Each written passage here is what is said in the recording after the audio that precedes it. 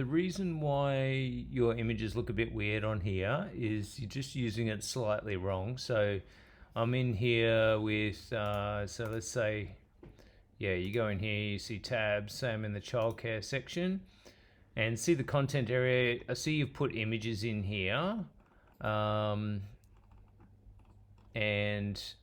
they look fine, but when you click on them, they're not, basically they're not like these ones down here, where they're in the nice little squares and they pop up.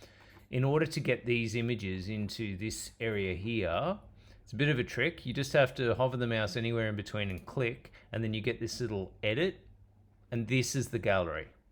So when you press edit, then you can add images to this gallery. So there's the images that are already in there, and I can press add to gallery, and then it'll show me all the other images I've uploaded previously, and then I just press add to gallery. And that's how you edit this gallery.